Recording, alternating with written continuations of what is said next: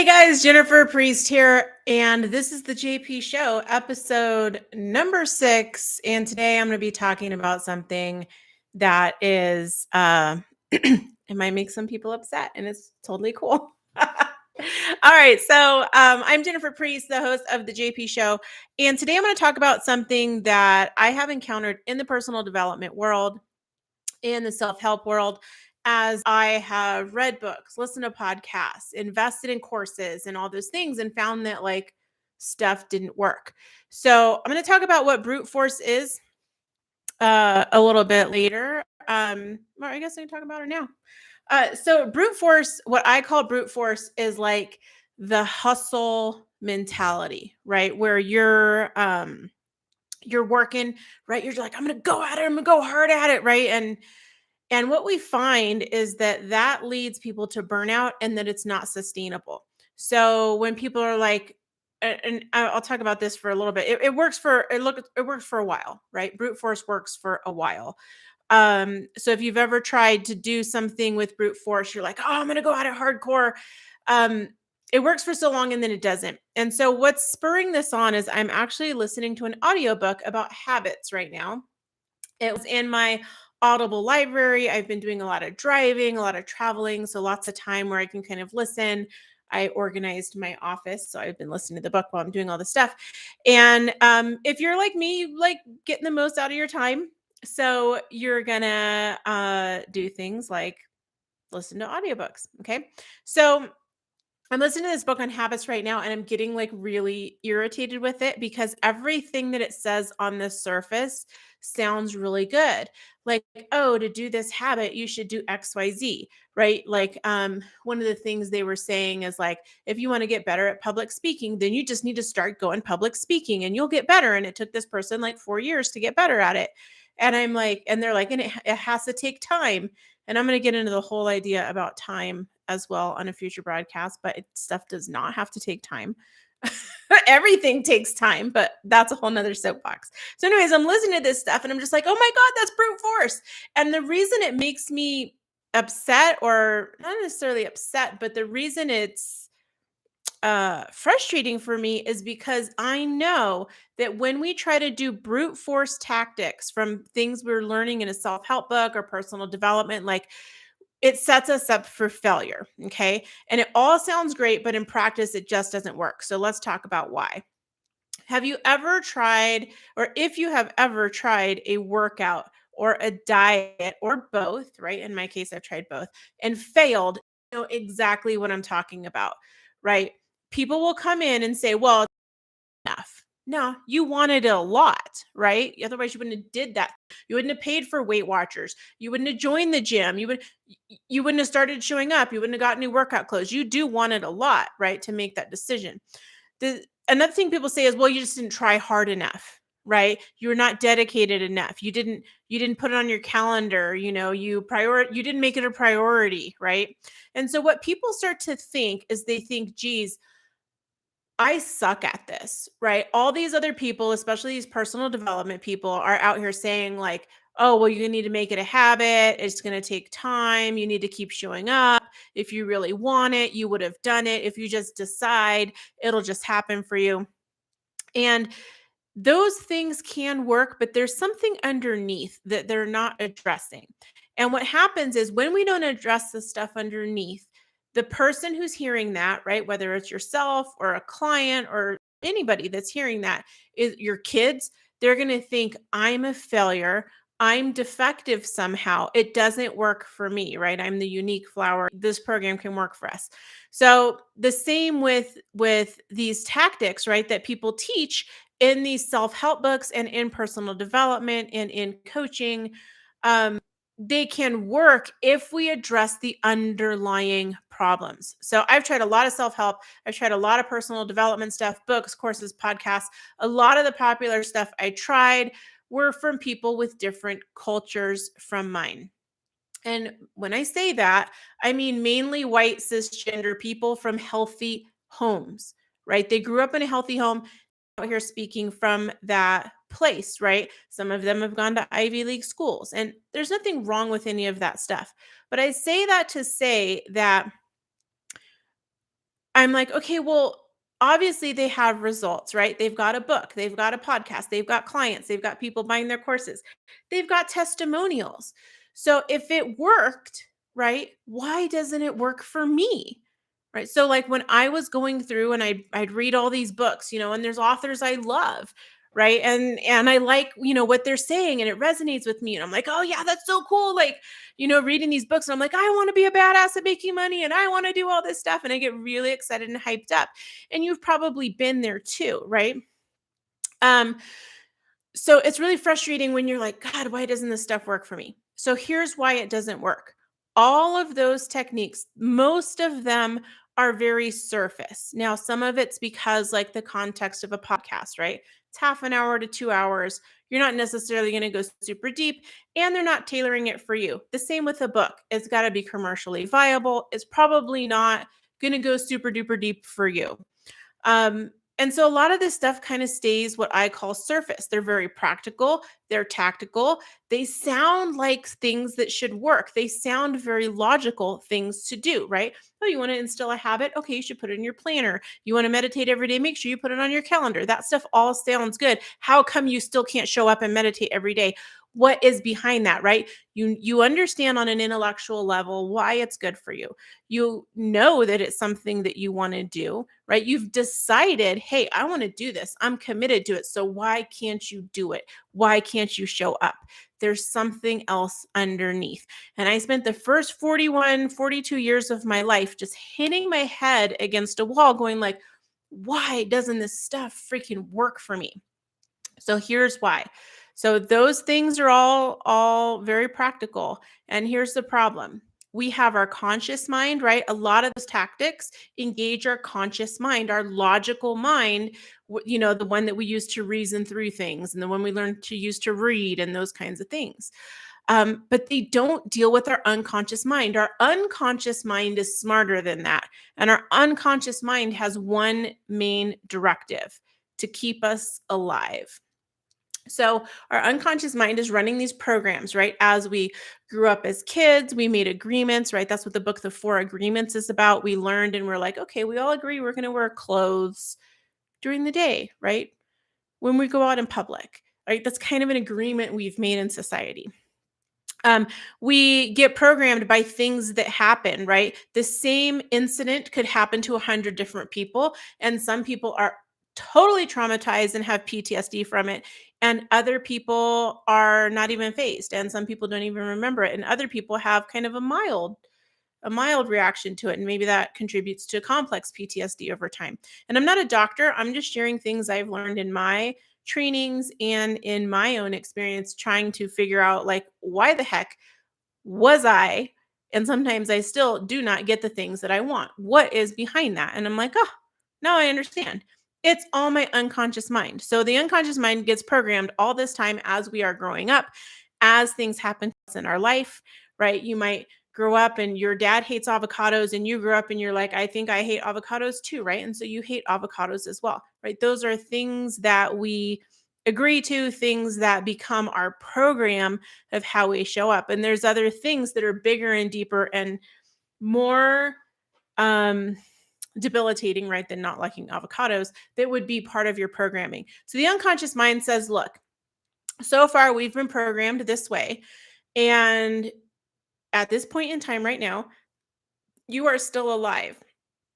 So in our binary system, right, if you're alive, then you're successful, or then the unconscious mind is successful, right? So then the unconscious mind is like, all the programs that we've programmed that are running are successful. Yay, we're going to keep them intact. But they're not successful, right? Because you're alive, but you're like, I'm not happy. You're alive, but you're like, I can't get the things done that I want to do in my life because all this unconscious programming happening. So we've got to undo that, right? We've got to rewrite the program. We've got to make a new program. Because again, the unconscious mind is operating on, if you're alive, we've achieved 100% success, and we don't need to change anything in the unconscious mind. So when we're doing this brute force stuff that's on the surface, what we're trying to do is force the unconscious mind to do something against its programming, right? If your programming has been to emotionally eat every time you're stressed out, right, which is something I've dealt with, um, then your unconscious mind is going to be like, hey, she's getting real stressed out. Time to get a donut. Right. So that's the program we're going up against. And it doesn't matter how much you want to lose weight. And it doesn't matter how hard you're trying. And it doesn't matter that you got rid of all the sweets in the house and you made healthy food in the fridge. None of that matters, right? Because if your unconscious mind is running that program that when we're stressed, we emotionally eat because it makes us feel better. You're going to get in the car and you're going to drive, even if it's an hour away, and get that cinnamon roll or donut or whatever it is. And I can tell you this because I've done that. And I was just like, God, what's wrong with me? Like, why? And I would get in this place where I'd be so obsessed with like a chocolate chip cookie that I couldn't even think anymore till I left the house and went and got the chocolate chip cookie. And I had done all the things that people said to do, like clear all the snacks out of your house. Don't have that stuff around. Make sure you have the fridge fully stocked with really good tasty veggies. I did all that stuff and it didn't work for me. And I was just like, oh, what's wrong with me? And then after I ate the cookie, not only did I feel bad from the physical effects of eating a cookie, which is not really very good for you, but I felt really bad about myself and my value. Right. And so that's what we don't want to be having happen. So if we think about our brain like a computer that's running a program, it helps us to understand how this works. So imagine, right, that you have some spreadsheet software open and you're like, cool, this is my computer. This is how it works, right? Our brain. And I'm running spreadsheets. Cool. I'm not getting the results I want. What I really want to do is I want to make a video. Can you edit a video with a spreadsheet? Absolutely not, right? The spreadsheet program runs the way the spreadsheet program runs. It knows what to do. You want to do some formulas? It's got you. You want to do some calculating? It's got you. You want to make a list of stuff? It's got you. You want to make a video? You need a different program to get that different result. And so when we think about our brains like that, right, it starts to sound really nuts. If your program was, oh, I'm going to emotionally eat because that helps me feel better because I don't really feel safe. But if I eat sugar, I get a dopamine hit and I actually feel pretty good when I'm doing that. But I don't like the result of gaining weight, right? So we don't like the result of that program. So we need to write a new program. And so that helped me. I don't remember where I learned that. Probably from a neuroscientist. I've had a lot of discussions with them and gone to lectures and trainings and stuff like that.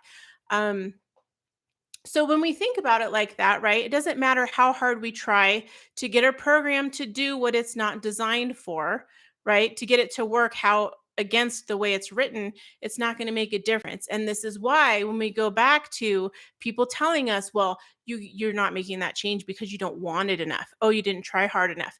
It does not matter how hard you try to get a spreadsheet program to make a video. It will not flip and do it. It just won't. It has nothing to do with effort. It has nothing to do with how much you want it. It has everything to do with how our brain, how our unconscious mind is programmed to keep us alive. Okay, so we've just got to write a different program. So, why doesn't brute force stuff work, right? Like change your habits, get the bad food out of the house, just put it on your calendar and go work out every day, right? The same with business stuff, right? Why aren't you making sales? You just got to show up and be out there and get on video and do it. And you're just like, well, I know this, right? And I know you know this. You know this. You know what to do. And this is why I became a coach, is because I was like, most of us, and in working with clients and doing business coaching and consulting, I'm like, everybody kind of knows what they need to do, right? Oh, I know I should make an email list. Oh, I know I should lose weight. Oh, I know I should do what we kind of know what we need to do to get the things that we want, right? Most people are not ignorant of what they need to do. And we can find the information pretty easily online, right? Or, I mean, if you want to go to the library, I guess you can still do that. But you can go find out, like, oh, how do I lose weight? Oh, how do I do this? How do I do it? We can find that. How do I make an email newsletter? You can find all of that stuff online. There's something else that's behind why you're not able to take action and achieve the results that you want, right? It has nothing to do with effort or knowledge. It absolutely doesn't. It has to do with the programming. So when we don't address the programming by doing brute force things, right? And there are tools that I hear a lot in the coaching world, right? And I'm not saying they're bad. They absolutely will work for some people. But if you're finding that these tools aren't working for you, it's probably because it's not addressing the underlying thing.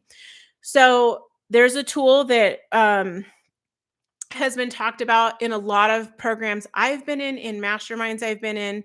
And, one of the tenets of that tool is that um, you're you have your thoughts, right? And then your thoughts are then you have feelings, right? And then you take actions and then you get results. And so it's a very like practical way of looking at how people behave. And so if you're having a feeling, like, and I've had this happen where friends of mine who are trained in this thing, and we're just having discussion as friends, or not, I'm not their client. And I'm like, oh, I'm feeling sad about something. And they're like, well, that's just a thought. Like, you can just change that. And I'm like, what? Like, that's so insensitive, right? And yes, it's true on a like intellectual level, but if I could just change my thoughts like that, my feelings like that, then I would do that, right? Like, most of us aren't stupid. We're not going to not do that. So, here's what I've had happen when I've tried to engage in that way. I try to do it, right? I try to do the thing and just brute force through it.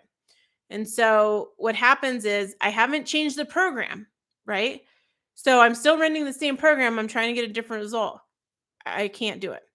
So what happens is, especially for someone that has trauma, right? These brute force tactics are not trauma informed. Um, it might even be traumatizing to you because it puts you in a place where you're hearing the same things that other people who traumatized you have said, right? Well, if you really wanted that, you would just decide for it and you would make an effort, right? Sounds a lot like a mom who's like, "Oh, if you really wanted to lose weight, you would just lose weight. Like, get up and move." Right? Move more, eat less. And it starts to actually compound the trauma, right? It puts someone in, and I've had this happen for myself, puts them in fight, flight, freeze, or fawn. And in that state, they cannot take any meaningful action. Right now, they're just like, jacked up, right? They can't take action. And if you've ever had that happen, I know for me, I felt even more like, God, how am I so flippin' broken? Like, it's not that I'm not smart, right? It's not that I don't know what to do. I just can't freaking do it. Like, what is wrong? And so and the other thing is that those tactics also aren't culturally informed, right? So me growing up I grew up with some white grandparents and with some Mexican grandparents. So I had these two different cultures, and it was really an interesting experience to straddle them both. My ex-husband is black and my kids are also black, right? So that's a whole nother culture involved there. And the things that um I think I have a little bit of a unique perspective, having been raised kind of with a foot in both cultures. And then now in this third culture, when I was married, um, is that like a lot of these techniques, right, that are very popular, that are in books, that are on podcasts and those kinds of things, they are not culturally informed. So they just don't seem to jibe with like what program I'm running, right? It'd be like trying to get a Mac uh program to work on a Windows computer, right? They're all computers, right? Our brains are all computers, but sometimes they operate a little differently. And the same thing with things not being gender informed, right? Like that brute force bro marketing type thing, that does not roll with everybody. Okay, so the bottom line is that brute force tactics, right? Just get it done, just make a to-do list, just power through. They cannot write brain programming. They cannot rewrite your brain programming on their own. So what do you do instead? And this is what I started doing 4 years ago myself, and I saw huge changes. And so I can say, like, I'm like a walking case study that this stuff works and brute force does not. Okay. At least it didn't work for me. So here's what I would say to do instead. One, if you have a lot of trauma stuff going on, definitely get a therapist to do the trauma work. You can work with a therapist and a coach at the same time. You just work on different things. I've had a therapist almost constantly since I've had coaches. Um, and we just talk about different things. We work on different things. There might be stuff that I uncover with my coach that I'm like, oh, cool. That's something I'm going to deep dive on more with my therapist, because there's things that a therapist can do that a coach can't do. And there are things that a coach can do that a therapist can't do. Okay. So if you have any kind of trauma, PTSD, complex PTSD, I highly recommend working with a therapist for those things specifically. And it will inform how you are showing up in your personal life, right? You want to lose weight, you want to get in shape, you want to go on a hike, whatever it is you want to do. Again, with your business life, right? Oh, I want to achieve these certain goals in my business. Cool. That that trauma work is going to help loosen up some of the stuff that is preventing you from moving forward. Now, that said, working with traditional therapists in my experience has been a very slow process. I don't know if it's engineered that way, right? I feel like a lot of stuff in medicine is engineered to create more income revenue. um, However, like there is a place for it. So I found that things moved really, really slow. And it's funny because when I first started doing this work, my therapist, I would come and meet with him every week. And this one week I sat down with him and I was like, I did this was this week. And I was working on this with my coach. And my therapist sat back and he's like, I can't help you anymore. And he goes, you're making so many strides in what you're doing with your coach that, like, he goes, it's not worth your time to come here. We've done what we can do here, unless you want to work on some other more stuff, go deeper. And so I ended up taking a little bit of a break from therapy. And that therapist, wonderful man, absolutely wonderful man, works with veterans, really cool dude, very caring, very smart. But he was like, you're just going so fast in what you're doing in coaching that we don't need to do what we were doing. We probably need to do something different, whatever. And we just ended up taking a break. And then I moved. So, and that was all within like a couple of months. So it wasn't like I spent too much time without a therapist. But all that to say that therapy can move rather slow compared to the kinds of work you can do when you start doing this deep unconscious mind type of work. That said, I do think if you have something really, really intense, that it's important to get as much support as you can if you're going to start unlocking this stuff. Okay. And I can say that from my experience.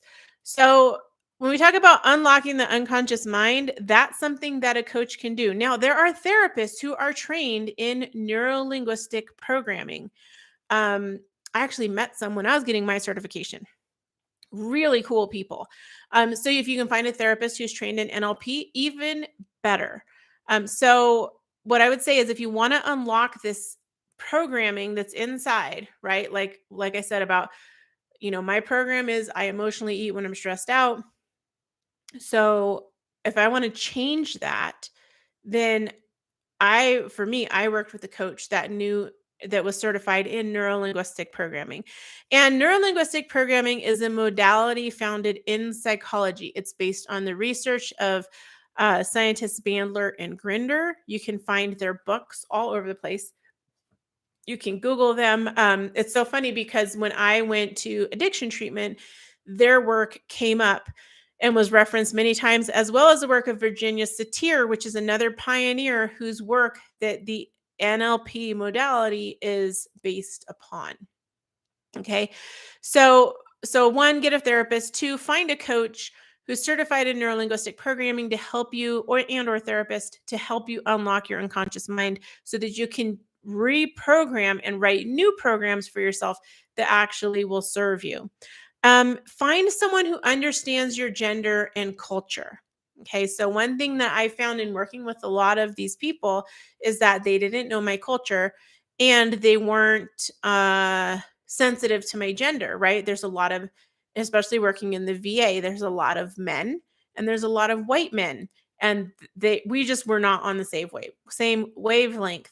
So if you're finding that you're kind of like, oh man, the way that popular culture is telling me to tackle this stuff is not working for me, you may want to look at finding someone that's more aligned with you on a gender and or culture level. And then you can learn tools for uncovering the what behind the things we do or the actions that we don't do, right? And then you can clear that up and identify patterns. So for example, being in 12 step, I have other fellows who call me, right? Because that's something we do in recovery is you call other addicts or alcoholics or whatever your deal is. And it's for accountability, and you check in, hey, here's how I'm feeling today. Here's how my spiritual practice is, blah, blah, blah. Like we talk about stuff that's going on. And one of the big things that we talk about in that recovery is to look at patterns. And so if we think about someone from an alcoholic perspective, and I'm just going to share from that perspective, that's not what my addiction is. Um, but everything in 12 step is based on the AA big book. So we do talk about it a lot. So let's say that someone's going and drinking like every weekend. They're just drinking till they're fall down drunk. And they're like, man, I don't want to do that anymore. It's expensive. I feel terrible. I do dumb stuff. Like it's ruining my life. I feel out of control. I'm powerless to stop it. Cool. They're an addict, right? So let's say that that's happening. Well, something kind of leads up to before that person takes that first drink, right? There's something that happens that's a lead up to that. And then there's a bunch of stuff that happens after that, right? The headaches, the throwing up, the hangover, all that stuff. And so one thing that they say to do in recovery is to kind of look at the whole thing, the whole enchilada all at once, right? And so when we start to do that, we can kind of reverse engineer. And right, this is a little bit brute force, but it's really about being aware. So we can reverse engineer and be like, okay, I took that first drink. What happened right before that? Oh, okay. I went and I got a bottle. Okay. Right before that, what was I doing? Oh, okay. I was doing this. And we can kind of backtrack. And it might even be a few days before that we find that trigger point that we're like, oh, on Wednesday, got in an argument with my boss. And then I was just having a bad day. And then I got a flat tire. And then I just was really stressed and I yelled at my partner. And, oh, I can see how these things all tumbled down. Okay, so getting in an argument with my boss, what happened there? Oh, I made it mean that I'm not being appreciated. I'm not worthy. I remember when my dad would criticize me, right? So you can kind of dig down and go, okay, what is behind that? What's behind that behavior that then set me off on this path? And so we can start to identify that. And so then the next time that the argument happens with the boss, we can be like, oh, I recognize how I'm feeling. I'm going to deal with this and not let it get to the point that now 3 days later I'm getting with the bottle and I'm all jacked up and all that stuff. So we can be a little bit aware, right? Just have some awareness. Don't judge it, right? If we make it wrong, it makes it really hard for us to move it away. So if we're like, oh, I shouldn't have got mad at my boss, and oh, I should have handled that better with the flat tire. Now we're judging it. Now we're just piling on more trauma. We're traumatizing ourselves, right? But we can start to be aware and look for those patterns, right? That said, that alone, right? A lot of self-development will tell, or personal development will tell you to do that. That alone can go into the brute force category, right? And so I would say it's really important to get somebody to help you to unlock the unconscious mind, to clear that stuff, right? So in that situation where I was talking about the boss and then being like, oh, I'm unworthy, right? The core belief, the core issue is believing I am unworthy. And so then when you can clear that up, now now things get easy. Like I can't even tell you guys like this. So I'll tell you a little bit more about results. But I want to get on to the coaching part a little bit. So everything I'm saying is not to say that coaches don't help people. There are lots and lots of coaches that help a lot of people. There are lots and lots of books that help a lot of people. There are lots of courses and resources and things like that that help people. If you find that it's not working for you, right, you're trying those things and it's making you feel like a failure, it likely is not a you problem. It's probably just not the right fit for what you need. Imagine that you're putting a key in and trying to open a lock, right? There's lots of different keys. Your lock is specific to you. You've got to find the thing that works for how you work. All right. So remember, if your current programs if your current programs in your brain are not getting you the results that you want, there are lots of ways to rewrite them, right? There's not just one way. I like NLP. I find that NLP is amazing, right? That's why I'm going that way. But that doesn't mean that's the only way, right? Just like some people are like, oh my God, therapy is the best, da da da da. Some other people are like medication that help me. Whatever works for you, right? To get the different result, to rewrite the program, do that thing. There's nothing wrong with it if as long as it's not illegal, if it is getting you the and it's not hurting anyone. If it's getting you the result that you want and it's not illegal and it's not hurting anybody, awesome, right? The goal is we want to get the results that we want. And so I found that rewriting those programs in unconscious mind has been the key for me. And so I found working with an NLP practitioner was the thing that helped me do that.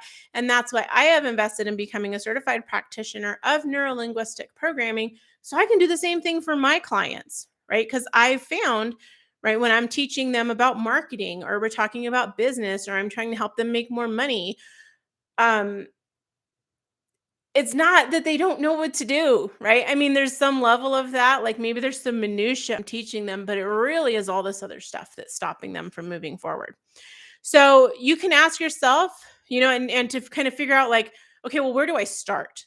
Okay, where do I start with a coach? Where do I start with a therapist? Where do I start on doing this work? Because I've tried all these things before and they didn't work. So the first thing I would say is find out what's your stopping point, right? Where do you get stuck? That's a place to start looking at patterns. Like I know for me, like there's a pattern. I was actually my acupuncturist today, and we have lots of really great discussions. I've been working with him for like a year. He's wonderful, absolutely wonderful, and super zen dude, super zen. And anyway, so we were talking about like this pattern I have around my eating right now. And he's like, "Oh, why do you think that is?" I'm like, "Oh yeah, I'm digging into it." Right. Cause I'm like, I know the pattern. I identified the pattern.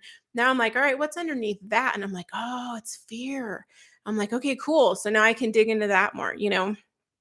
So I'm like, that's my stopping point. I know where it is. I know the point in time where I decided to eat something that is not the best choice for me, right?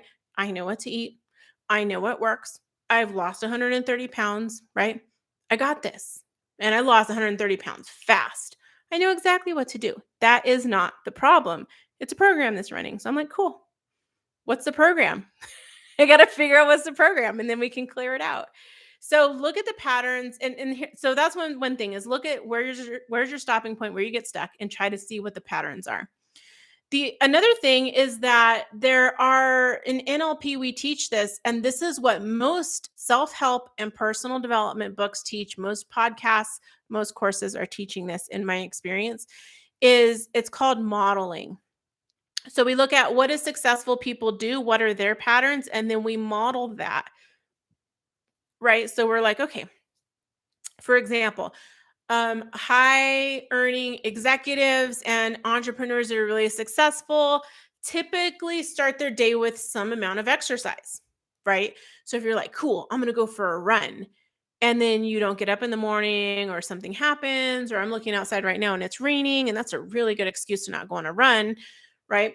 So we can try to model their behavior, right? By learning, okay, what is it that people who have what I want, what is it that they do to get that?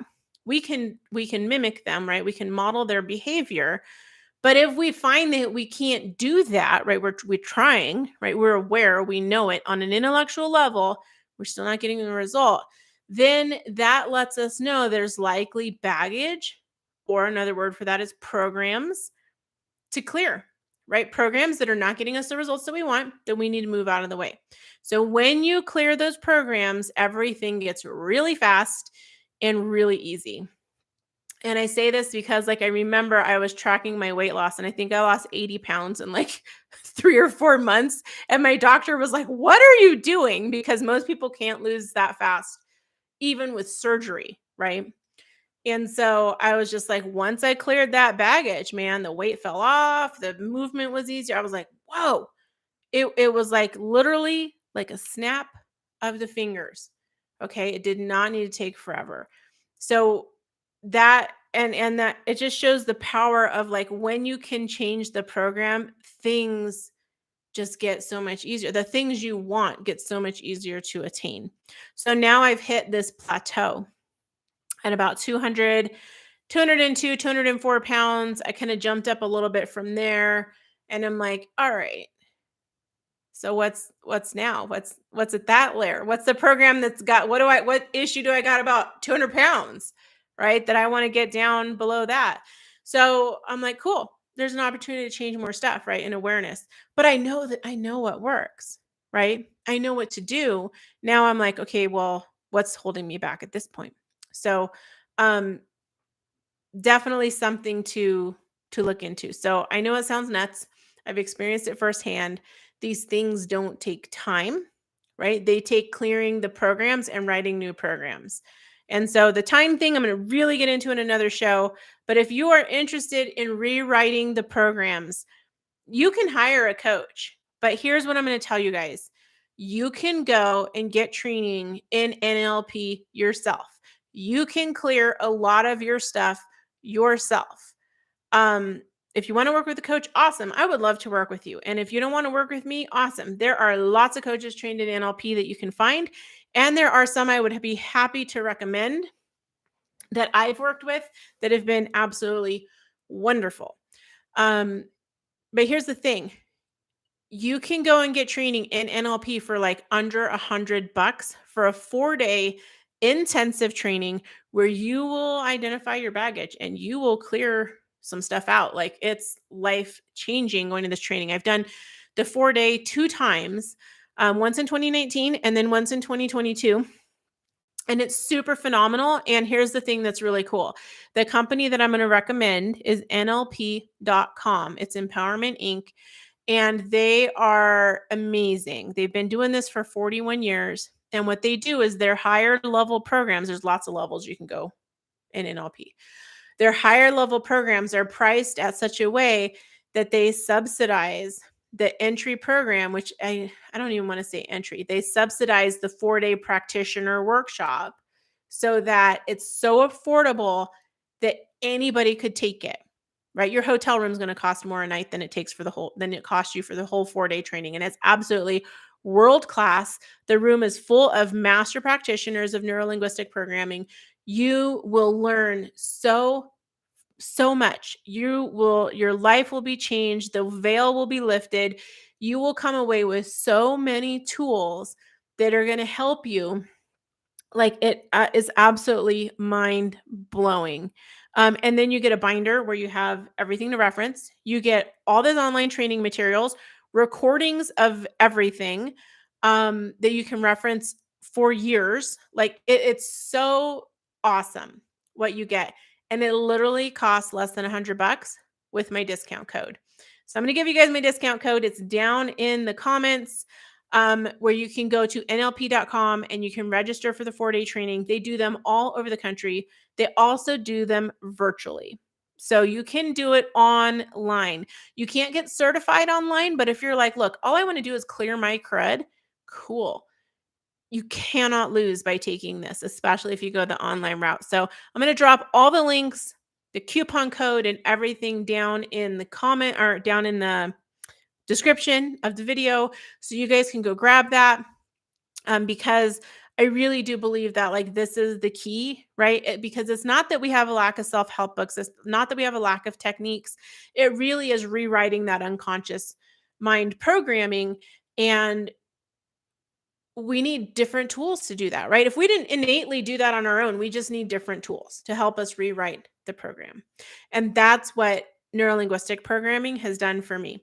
So I'm going to drop you guys that information. I really hope you take advantage of it. If you have any questions at all, absolutely, please ask me them in the comments, or you can email me and I'm happy to have a discussion with you about it because like I said, I've done the training twice. I'm a certified practitioner of neuro-linguistic programming. I'm getting my master practitioner certification, but I'm not there yet, right? I'm still waiting for that to happen. It's scheduled. It's in the future. Um, but I can say that this absolutely has been life-changing for me. And each time I've gone to the training, I've learned so much more and it's given me so many more layers. It's helped me become a better communicator. It's helped me to be more accepting of people. It's helped me to have a different understanding of the world. It's helped with my level of composure, and it's absolutely changed my life in business, health, love, wealth, um, vitality, like what I know is possible. Like it really flipped my whole world into a place that is absolutely in full living color. Like before I did this work, you guys, my world was literally like black and white and just the most boring, miserable existence. And just doing this work has helped me see things in a whole new light. So if that sounds like something you want to do, like I think everyone should take NLP. That said, you're not going to be receptive unless you're ready, right? And you're like, okay, I want to make a change. I want to do more. I want to level up. I want to have better tools for myself. I want to communicate better. I want to show up in a different way in the world. I want to get the results that I want to get without having to feel like I got to hustle and like just beat myself in the ground to get it. Then NLP is for you. All right, end of my sales pitch. Thank you guys for watching. And if you're listening on the podcast, which I should be editing pretty soon, then thank you for listening on the podcast. And I appreciate you guys being here. I will see you again next week, Tuesdays at 5:28 p.m. Right now, that's Pacific time. It's Arizona, Yukon time. And Arizona does not change.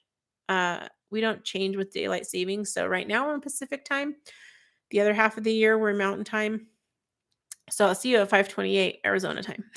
All right. Have a good night, guys. Talk to you later. Bye.